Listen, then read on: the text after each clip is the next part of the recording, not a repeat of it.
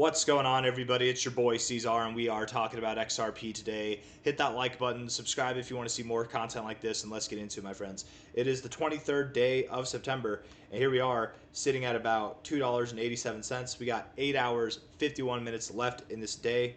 We're up a little bit on the day, but overall down this week, right? I mean, we had a little bit of a dump yesterday. Nice recovery, very nice recovery. Love to see it. And again, I think this correlates directly with the ETF listings that we had for XRP and Dogecoin on the 18th there. Probably some other things too. You know, Trump, Powell, and Porter, three big announcements today to watch. So typically when you get good news, you kind of sell the news, right? Buy the hype, sell the news. Nobody bought this hype though. They sold the hype. So maybe it's a sell the hype, buy the news event. I'm assuming that what's going to happen is whatever Trump and Powell make their points about whatever it is they're saying about crypto for Trump and the economy for Powell, it's probably not going to be received as positive, and it'll come at the low point.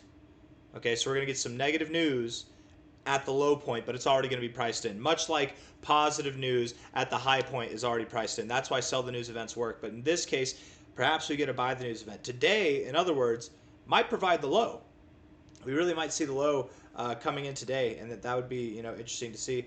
When I say the low, I mean the low for XRP, for Dogecoin, for Bitcoin. If not today, then maybe over the coming days. It doesn't have to be immediate. Sometimes these sell the news or buy the news events, if it's negative news, can be delayed a little bit, but I would expect that we have a little bit lower to go personally. That's my expectation, right? If there's big announcements happening today, and yesterday we had a big dump across the board, my thoughts are it's probably not going to be positively received announcements that are happening, right?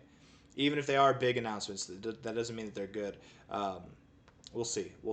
Things will develop, but I would bet it has a negative connotation to it. Low to high here, finding resistance at the 236, time and time again. I very much would believe that we have a little bit lower to go. Now, does that mean that we go lower than this low? No, not necessarily. But lower than this, yes, we could go. Typically, whenever you go below the 382 this many times, you would almost always expect to see the golden ratio, or at least the 0.5. So something at 264 shouldn't surprise you. 233 at the lowest, which sounds crazy, which really sounds crazy because, I mean, XRP, if it drops 8%, if it drops 18%, what's the rest of the market going to do? It's going to be nuts. I hope that if this happens, if not when, I don't think we're going down here. I'm just saying if it happens, I hope it's fast and that we get done with it just as fast. That's what I would hope for. It's like a 1 week process down and up, Let's look at the short-term time frames. We'll zoom out from here, and we'll use the indicators to help kind of guide us. Okay, so looking at the 1 hour time frame here, pulling up the indicators. I don't know why I did that. Come on now. There we go. The RSI actually looks bullishly postured. I must admit, I think it looks good. You're at an area where you typically do reject, but you're not really rejecting here. You're finding support at the 50. It looks good. Looks productive. Higher lows, higher highs. Perhaps you do continue to climb higher. You do have a flat top with higher lows, right? We love a nice shaved top. Shaved tops are great, man, and then that allows you to grow. It allows you to grow at a much faster pace. But does that mean that we're going to see higher highs, or that this is the low? Not necessarily, right? Being that this is just the 1 hour time frame, being that we're in an overall downtrend on the 1 hour time frame, perhaps what we do is we come up, we form a lower high, and then we come back down. Maybe we go up to $3, psychological resistance, we come back down. Maybe we go above $3, we get people excited because we're above $3, and then we come back down because overall it's just another lower high in a sequence of lower highs, right? Maybe. Maybe we don't go up that high at all. We just break out a little bit, find resistance at prior support. But at this point in time, looking at this, I would think that we go a little bit higher. A little bit higher first. Maybe up around $3, but not quite above $3. RSI, stochastics, even the MACD looks good. I mean, the MACD overall looks bad, to be completely fair, but it looks like it wants to continue to grow now. Let's see how it goes. 47 minutes left in this 1 hour time frame. Let's see if you can close here or higher. If you can, then I think that you are progressing higher immediately, today, tomorrow, which would be nice. The RSI on the 4 hour time frame is a little bit of a different story. It's a little bit more bearish. You've got lower lows and lower highs, and typically these downtrends like this, right, they end once you're in the oversold zone. And typically also with bullish divergence. Typically. Doesn't mean you have to, but typically. So I would think that being here at this kind of area, maybe we come up a little bit more, we get our lower high, then we come back down, we find support, we get a higher low. I don't know why it keeps shifting. Do you guys see that? It's kind of annoying. I don't know why it's doing that. Why is it doing that? That's so weird. It's just whenever I draw. That is so weird. Let's see. Why does it do that? We're going to zoom in and see if it keeps doing that. Let's see.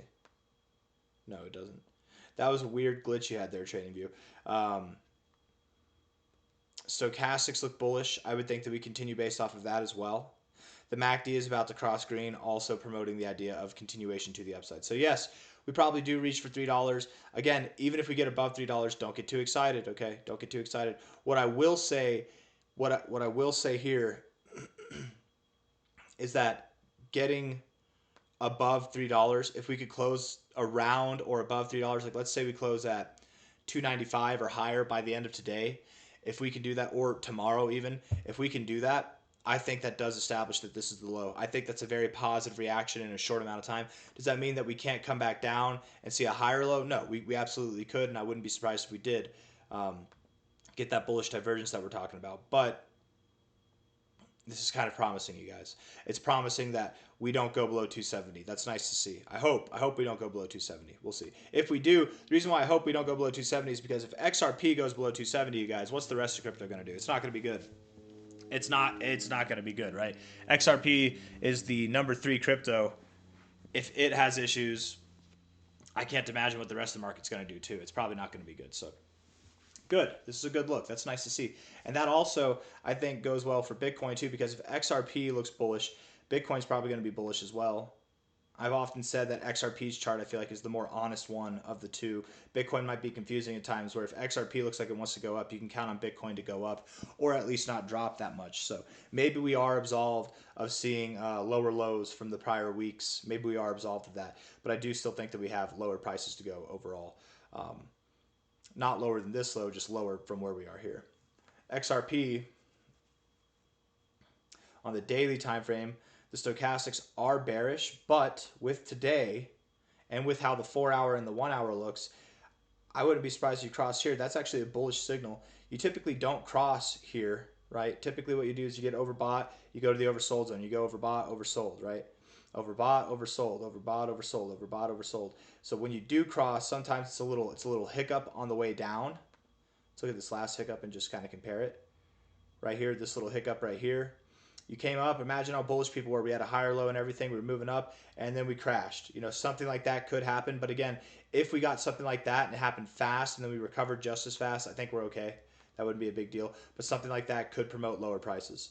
I don't think, and I want to say it again because I know we're going over so many possibilities, I don't believe we go below this low. At this point in time, I don't believe we do. But if we do, 265, 250, somewhere in that area is probably where we're going to go. And hopefully it's fast, and then we come back up, and it's not a problem at all. We find supported prior resistance, and then we come back up. It's not a problem. The MACD is crossed down, which we don't like to see, but you're kind of moving sideways. It might not be as respected on the daily right now. Normally the daily is more significant, but maybe in this environment it's just not respected. So I'm not weighing on that too much. I do like the stochastics, but can it persist? Can you come back up to the overbought zone? And the RSI overall, if we're being fair, I mean, you're right at the same areas that you like to bounce from, and you've maintained higher lows more or less since April here. So there's a couple of good things here that I think really do say that we found our low, but time will tell. We'll see how it goes. 287 now, looking to make a move up to $3 or more, maybe just above $3, maybe just below $3. We're basically just below $3 now. 10 cents from here or 20 cents from here, that's what I would think. And then we'll see if we persist higher or if we come back down and find a higher low somewhere around here. All right. And all in all, inevitably, I very much believe that XRP is going to break out higher. This is one of those coins that I think is a very safe bet whenever it comes to the crypto space. It's a safe bet, and it will likely outperform the average altcoin. You don't normally get those two hand in hand, right? Like a safe bet is Bitcoin or Ethereum. They're not going to outperform the average altcoin. But this one, I do believe that by the end of this year, if not by the end of October, it sounds crazy. It sounds crazy, but man, this thing moves. This thing can move crazy fast. We did 1, 2, 3, 4 weeks. On the 5th week here, that was at the relative high. We moved a little bit higher afterwards, but 5 weeks essentially is what this took. 5 weeks from now, it's the end of October. I mean, we could see that same kind of movement. That same movement would be about that. It'd be a little bit more. That put us up at $13, you guys. We genuinely could be at $13.50 or higher by the end of October, absolutely. This move was happening at the breakout of a massive consolidation phase. This move is going to happen at the breakout of new all-time highs. Highly anticipated new all-time highs that institutions have been sucking up the supply, buying this thing left and right. At every dip that they get their hands on, they're getting it, man. People are panic selling or accumulating more. That's the thing with XRP, you guys. The difference here is that the institutions aren't the only ones accumulating, right? They're not the only ones accumulating because, hold on. I got to zoom in a little bit because my daughter decided to come out, and that's okay, but I do not want her face on camera for anybody and everybody to see, right? It's a wild world we live in. People do wild things, man, and we don't need that. So just saying here, though, not just institutions, but the same crazy wackadoos, you know who you are. You're probably watching this video that accumulated XRP this whole time, that never sold, that only bought more or at least held. You're probably buying more here as well. The amount of supply shock that's going to hit this thing is going to be erratic. It's going to be crazy. Absolutely, we could be at $13.56 by the end of October. If we're not there, or higher. If we're not there by the end of October, certainly by the end of this year. It's going to be a cakewalk. If you say, would you bet on this hitting $13.56 by the end of October? I would take that bet. But by the end of this year, I would double down on that bet. I would quadruple down on that bet. Absolutely. We're going to be at this price or likely higher by the end of the year of 2025. And it all starts soon. We have a little bit of volatility, a little bit of turbulence right now after these major announcements, whatever they are, for crypto, for the economy, and then whatever Porter has to say about Bitcoin or the crypto space, whatever it is that he's making an announcement on. After that, I'm assuming it's really not going to be that exciting. And overall, it might provide some more framework or something for the coming days, coming weeks, coming months. But after we're done consolidating, after we work ourselves out here, over the coming weeks, over the coming months, we should be breaking out and seeing some fantastic growth. I don't have anything else for you guys. I hope you enjoyed the video. If you did, hit the like button. Subscribe if you want to see more content like this. Thank you all for being here. Take care. Bye-bye.